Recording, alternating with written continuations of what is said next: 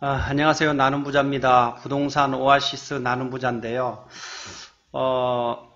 책을 마감하고 이제 시간이 좀 남을 것 같은데 항상 이걸 끝내고 나면은 시간이 많이 남겠지 하는데 불구하고 또 그렇지도 않아요. 일이 또 많고 책 나오면은 또 책에 대한 뭐 특강도 해야 되고 그 다음 지금까지 해놓은 거 또 전세도 맞춰야 되고 돌아오는 거 전세 연장할 건 연장하고 팔 건 팔아야 되고 그 다음 부동산 오아시스 강의 진행 등 여러 가지 있는데 그럼에 불구하고 또 이렇게 유튜브에 동영상을 올려보겠다 하는 게 또 이야기를 했는데 또 해야 되고 그래서 여러 가지 어떤 아이템이나 이런 게 많았었는데 계속 그냥 지나쳐 왔어요. 지나쳐 왔는데 또 무작정 해야 되니까 또 오늘 또 이렇게 녹화를 하게 됐습니다. 부자가 된 짠돌이가 나온 지가 벌써 뭐 한 6개월 가까이 됐고, 그 다음에 2탄으로 이제 지금 책 제목은 정해졌습니다. 부의 나침판으로 정해졌어요. 부의 나침판으로 정해졌고, 책 어떤 표지도 정해졌고, 그 다음에 마지막 이제 작업이고, 이번 달 말 정도 되고, 중순 되나? 며칠 얼마 후면은 저 네이버에 출간 전, 뭐 하면서 또 네이버에 또 나갈 거예요. 나가고, 본격적으로 다음 달 초에는 시판 될 겁니다. 그때 되면은 또 만나기로 하고요. 뭐, 저에 대한 것은 뭐, 소개는 자주 했으니까 넘어가도록 할게요. 지금 네이버 카페에 부동산 오아시스라고 치면은 카페가 나오는데, 거기에 보면은 우리 오아시스에서 투자에 대한 어떤 공유를 할 수 있을 거예요. 오늘 컨셉은 뭘 잡았냐면은, 파리대책 1년의 성적표라는 저기 칼럼을 우리 아기곰님이, 올려놨어요. 올려놨고, 그거에 대한 기사도 있어서 그걸 소개하고자 합니다. 여기 있네요. 아기곰의 부동산 산책이라고 블로그를 찾으면은, 좀 덥네요. 아기곰님은, 뭐, 부동산계의 아버지라고 이렇게 호칭을 제가 합니다. 무슨 말이냐면은, 15년, 20년 전부터, 조인스랜드에서 카페를 운영하면서 투자자들한테 굉장히 어떤, 정도를 가르쳐 주는 분이시어서, 이번 달에도 대구에 또 내려오셔서 특강을 하시는데 벌써 마감됐습니다. 마감됐고, 지금 제 유튜브를 듣는 분이나 아니면은 투자에 좀 관심이 가지고, 그리고 또 투자를 좀, 했더라도 아기곰님 강의를 꼭 한번 들어보시기 바랍니다. 8월 4일날 쓴 거네요. 오늘이 7일이고, 그럼 4, 5, 6, 7 정도 남았는데, 파리대책 1년의 성적표라는 칼럼이 있어요. 여기를 보면은 제가 이게 잘 안 보일까봐 이렇게 파워포인트로 정리를 좀 했거든요. 내용을 보면은 현 정부의 부동산 대책의 결정편이라고 할 수 있는 파리대책 발표가 된 지가 1년이 지났다. 그 대책이 주택에 어떤 영향을 끼쳤는지 알아보자. 파리대책 발표하면서 이제 부동산은 끝났다. 이제 더 이상 안 오른다. 라고 표현을 했고, 뭐, 모든 정책을 다 쏟아 넣었다. 이렇게 했거든요. 왜 그러냐면은 과거 노무현 정부 때, 부동산 상승을 잡기 위해서 하나하나 이렇게 규제 정책을 거의 2, 3년을 거쳐서 나누어서 발표를 했거든요. 그러다 보니까 발표하고 좀 지나면 또 오르고 또 오르고 또 오르고 그런 현상이 벌어다 보니까 이번엔 안 되겠다 싶어서 한꺼번에 그냥 대책을 쏟아냈어요. 그러면 효과가 많이 날 것 같다라는 생각을 했겠죠. 그러면서 마지막에 또 한마디 했었죠. 아직 호주머니는 쓸 게 남았다. 뭐 이렇게 이야기했는데 뭐 좀 앞뒤가 안 맞죠. 그때 노무현 시절에 3년 동안 발표 규제 사항을 쪼개서 냈던 것을 한꺼번에 쏟아넣었는데 호주머니 아직 많이 남았다. 그거는 뭐 겁죽인지 뭔지 모르겠어요.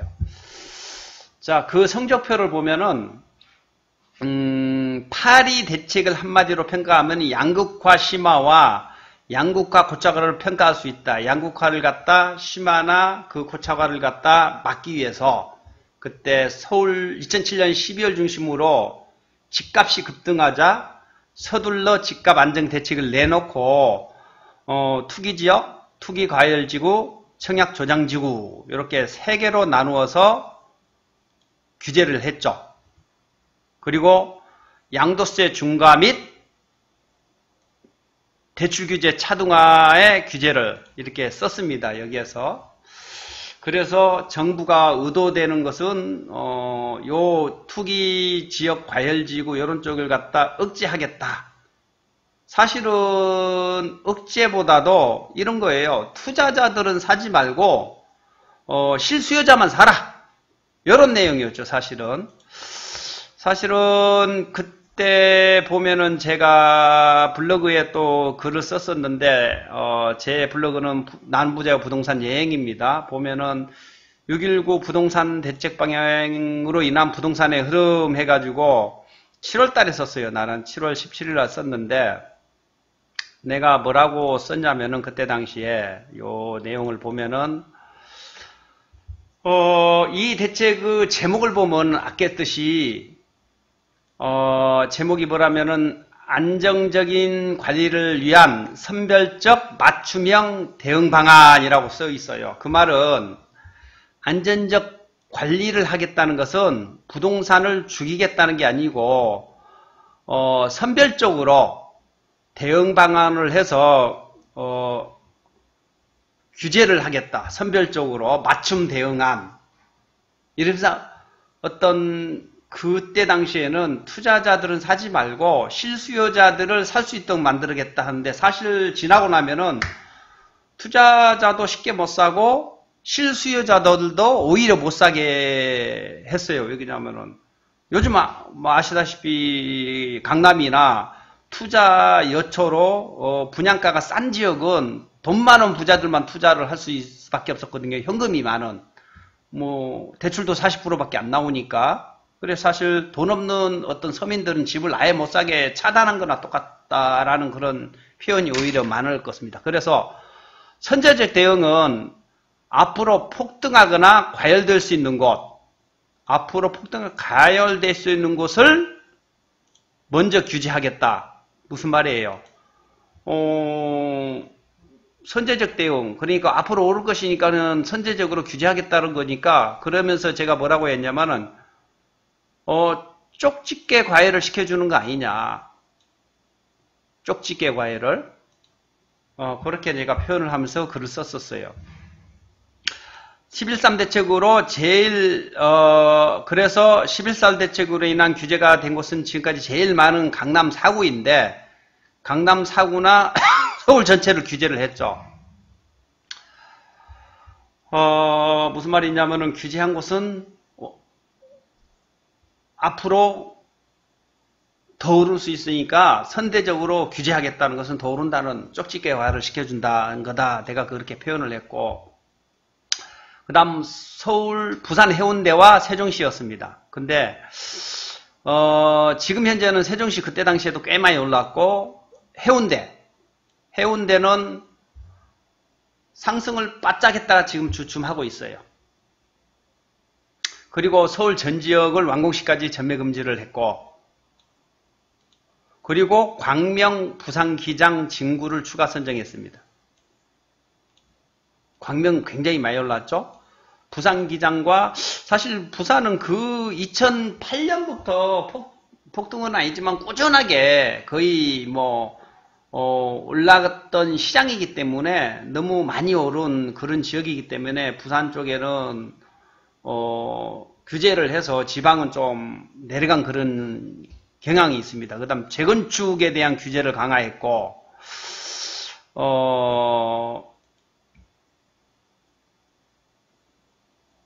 그리고 재건축 규제를 강화하고 나서도 재건축도 많이 올랐죠. 그래서 쪽집게 과외를 시켜주니 투자하기 쉽네요. 이런 식으로 제가 블로그에 썼었어요. 그 다음에 강남 4구 완공시까지 전매절 강화하니 기존 강남 3구가 분양한 것과 강북 청약률이 많이 올랐다. 프리미엄이 많이 상승하였다. 그래 강남 4구의 분양과 완공시까지 전매 금지를 하니까 강북이나 그 외 지역으로 오히려 투자자들이 많이 몰려서 풍선 효과가 굉장히 일어날 것이다 라고 표현을 제가 한 겁니다. 또 올라가면은 우리 아기곰 선배님은 이렇게 또 표현을 했어요. 파리 대책 이전에 1년간 5.9% 상승했던 것이 투기지역으로 지정하고 나서 1년간 상승이 5.95%였는데 그 이후에 9.09% 올랐다는 거예요. 그러니까 쪽집게 가해준 거 맞죠? 그리고 투기 과열지구 중 투기 지역에 포함된 연 7개 지역은 1년간 상승률이 3.96에 불과했는데 파리 대책 상승폭 이후는 6.98% 올랐다. 거의 2배 이상 올랐어요. 그러면은 앞으로 어떻게 될 것인가? 사실은 저는 전에 강의 때도 말씀했지만은 지금 3월 말까지 다주택자 팔면은 일반과세 했는데 지금 4월 1일부터 중과세가 시작했죠. 중과세가 시작했는데 지금 8월달입니다. 4개월입니다. 지금 4개월 4, 5, 6, 7, 8 5개월인데 5개월 동안 매도자와 매수자의 힘겨루기를 하고 있어요. 그러니까는 매도자는 이제 중과세인데 내가 왜 팔아? 안 팔아? 하고 있고, 그 다음에 이제 실수요자나 아니면 집을 갖고자 하는 사람들은 이제 떨어지겠지. 떨어지면 사야지라고 이제 그러고 있습니다. 그런데 사고 싶은 사람은 있고, 그 다음에 다주택자들은 중과세니까 뭐 안 팔 거예요. 안 팔면은 지금 올 여름이 지나고 나면은 다시 상승에 오르지 않을까 이렇게 생각을 합니다. 그와 같은 이야기를 아기곰님은 또 뒤에 해놨죠. 해놨는데 그 다음 내용을 보면은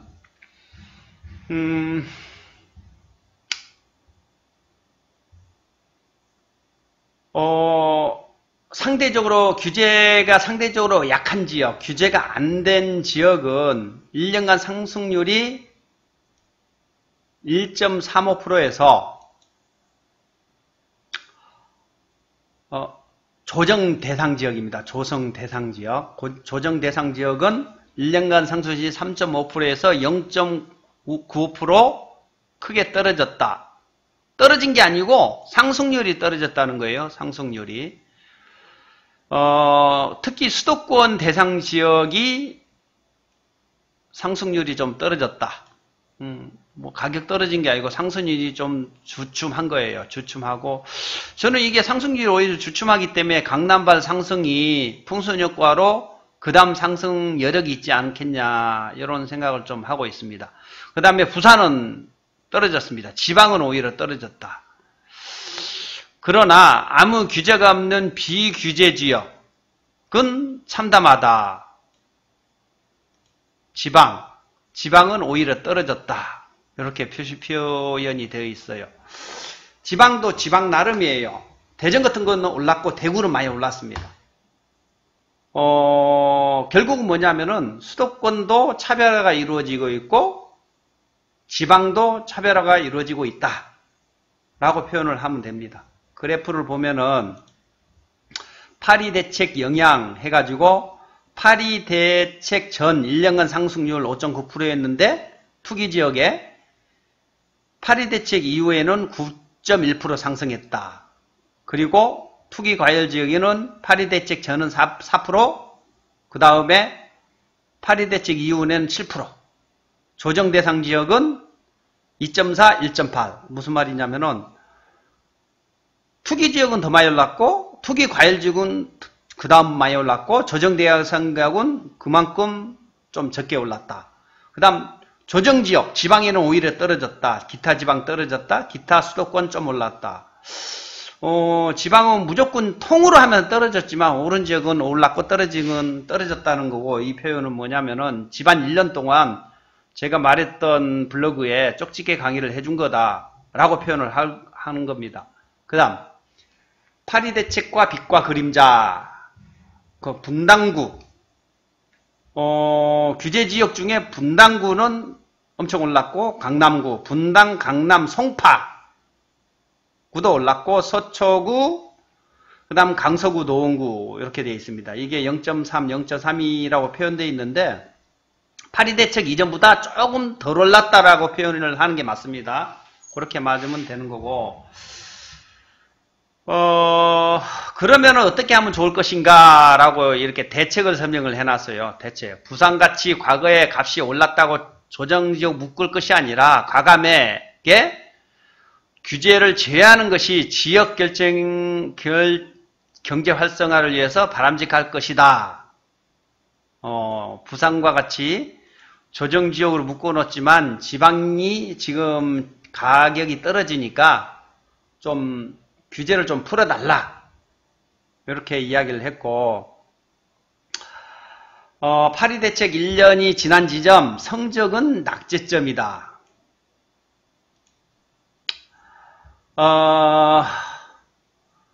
정부가 집값을 잡으려는 투기지역이나 투기과열 집값은 한 높은 줄 모르고 오르고, 규제가 없는 지역은 오히려 추락하고 있다 라고 합니다.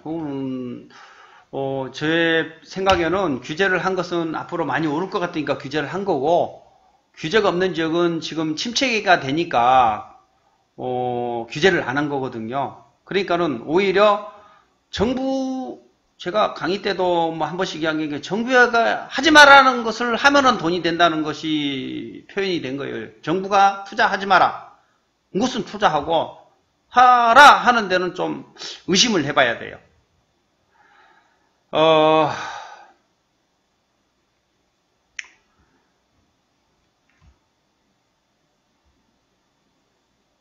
그래서 돌멩이를 던지면 창이 깨지는 것이다. 그때 돌멩이를 던지지 않았다라면 창문이 2장 깼을 것인데 아마 1장 깨졌다는 논리의 개변이다.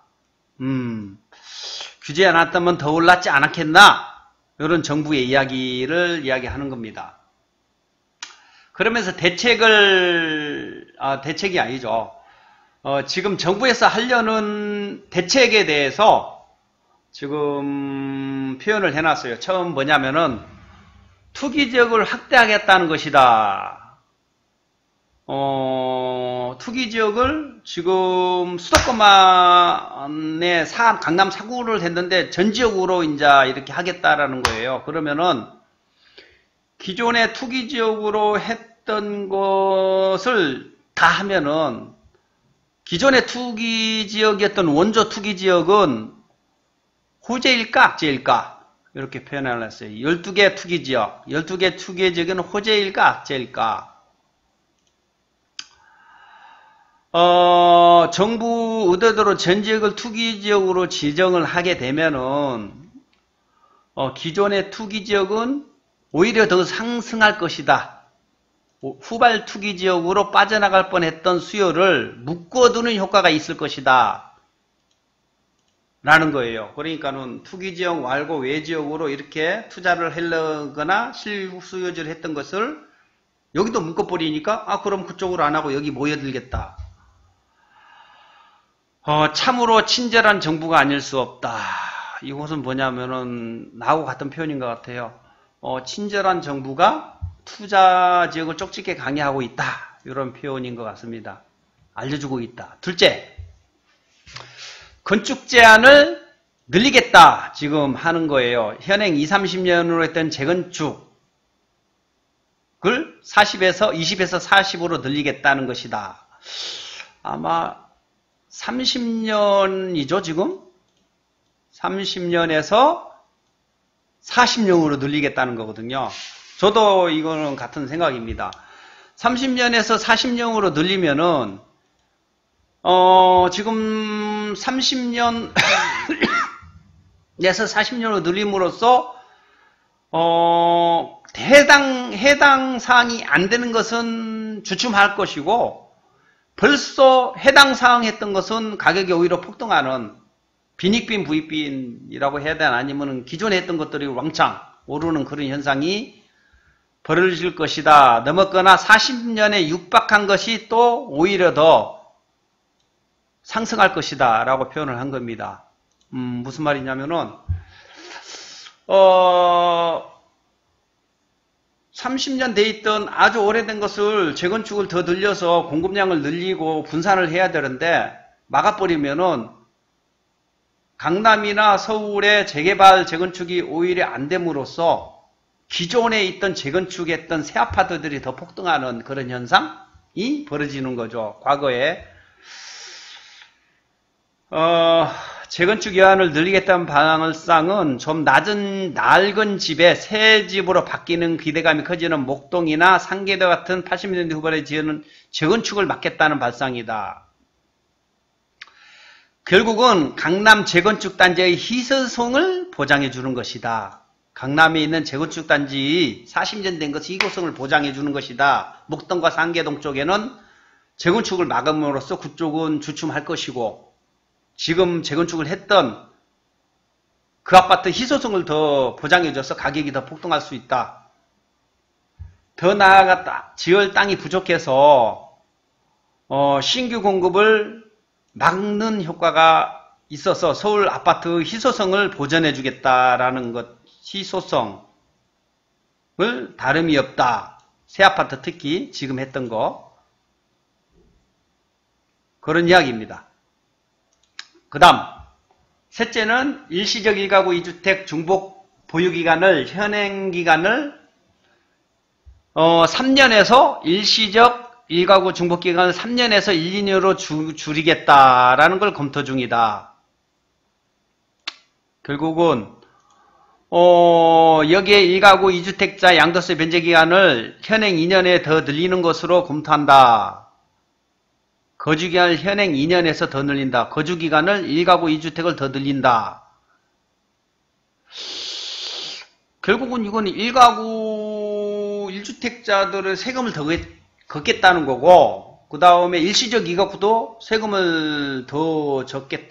지금 정부에서 추진하는 게 다가구주택을 잡겠다라는 표현도 그걸 빌미로 모든 세금을 다 늘리고 있어요. 지금 이런 것 저런 것. 이걸 핑계로 이걸 늘리는 거죠. 지금 현재. 그래서 모든 게 풍선 효과가 있어요. 이쪽을 누르면 이쪽을 튀어나오는. 그러면서 국민들을 사실 1가구 1주택이 많거든요. 그 정부에서는 다가구 주택이 얼마 안 되니까 이걸 때려잡아서 특히 우리나라는 무주택이 50% 되거든요. 가구가. 그래 무주택자들은 와 좋다 이렇게 이야기할 수도 있죠. 이쯤 되면 부동산 정부의 의도를 놓칠 수 있다. 집값을 잡는 것이 목적이 아니라 여론을 이용해서 세수를 늘리려고 하는 것이다.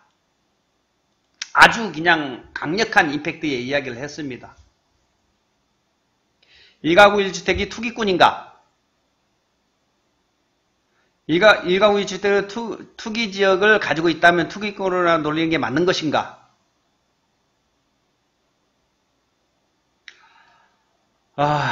투기지역 한 채를 가지고 있는 투기꾼 고위공직자는 파면되고 투기꾼 여당 국회의원은 국민으로 소환되는 것이 맞는 논리가 아닐까? 아이고 엄청 강하게 이야기했네요. 결국 뭐냐면 강남에 있는 고위공직자 집 가지고 있는 그 다음 여당 국회의원들도 문제다. 사실 근데 그것도 문제지만은 지방에 집 두세 채 있는 것보다도 강남에 전세 10억에 사는 사람도 많잖아요. 그 사람들 그것도 현금으로. 근데 지방에 집 1억짜리 두세 채 가지고 있으면은 그냥 다주택자라고 때려잡는. 그리고 명태에서 집 한 세 채 가지고 있어서 월세 100개 가지고 있는 사람들. 이런 사람들까지 더 오히려 규제하는 거 아닌가. 이런 이야기를 하는 겁니다. 아기곰님 재테크 불변의 법칙이라는 책이 있어요. 그 책을 쓰셨고 책을 굉장히 많이 쓰셨는데 이 책은 꼭 한번 읽어보시길 바랍니다. 바라고 지금 녹음이 25분이에요. 사실 요 뒤에 내용이 꽤 많이 내가 준비한 거 있는데 내용을 제가 15분에서 20분 내외로 촬영을 해서 올리려고 했는데 벌써 25분이에요. 그래서 내용을 좀 조금 줄여야 되겠어요. 저도 항상 강의를 하다 보면은 3시간 강의하려고 했는데 준비는 한 5시간째 해당한 적이 있어요. 뒤에 것은 제가 다시 한번 유튜브를 찍어서 한번 준비를 해보도록 하겠습니다. 부자가 된 짠돌이는 우리 짠돌이 이 대표와 공조로 같이 쓴 거고요. 이번에 나오는 부의 나침판은 제가 쓴 겁니다. 쓴 거고 1탄과 2탄을 같이 읽으면은 어벤져스 1, 2, 3 읽는 그런 느낌이 들 겁니다. 영화를 보는 느낌? 뭐냐면은 일부의 부자가 된 짠돌이에 있는 내용을 좀 깊이 있게 그러면서 내용을 일부의 부자가 된 짠돌이의 내용을 갖다 살짝 끄집어와서 이렇게 연동되는 그런 재미가 있을 거예요. 한번 관심을 좀 가져주시고 자주 유튜브를 통해서 여러분을 만나도록 한번 노력해 보겠습니다. 요 내용들이 다 지금 제가 여기 나왔는데 아기금 실수요자라면 가을이 오기 전에 집 사라. 실수요자라면 내 집 마련이라면은 지금 사야 돼요. 정말로. 가을 되면은 늦을 수도 있어요. 사실 작년, 재작년에도 파리 대책을 하고 나서 지금 사면 늦지 않았나요? 이러고 수많은 사람이 질문을 했거든요. 내 집 마련은 일찍 살수록 좋다. 라는 표현이고, 아직까지 저는 2020년까지 서울 수도권 지역은 상승장이 남아있다. 이렇게 이야기하는 사람으로서 이것도 이야기를 하려고 준비를 했었고 투자를 해도 경기 흐름을 택할 때는 홈피를 봐라. 이것도 준비를 했었고 몇 개 준비를 했었는데 요거는 다시 한 번 더 시간 날 때 찍어서 올리도록 여러분과 한번 만나도록 그렇게 준비를 해보겠습니다. 27분입니다. 15분에서 20분 정도 찍어보려고 했는데 이만큼 또 길어졌네요. 왜냐하면 너무 길어져 버리면 사람들이 안 보더라고. 내가 편집을 할 것도 아니고 그래서 이상 대구에 있는 부동산 오아시스 아지트에서 여러분한테 유튜브를 찍었습니다. 여기는 나눔부동산입니다. 대구에 나눔부동산이니까 여러분과 소통의 날을 한번 더 들도록 하겠습니다. 반갑습니다.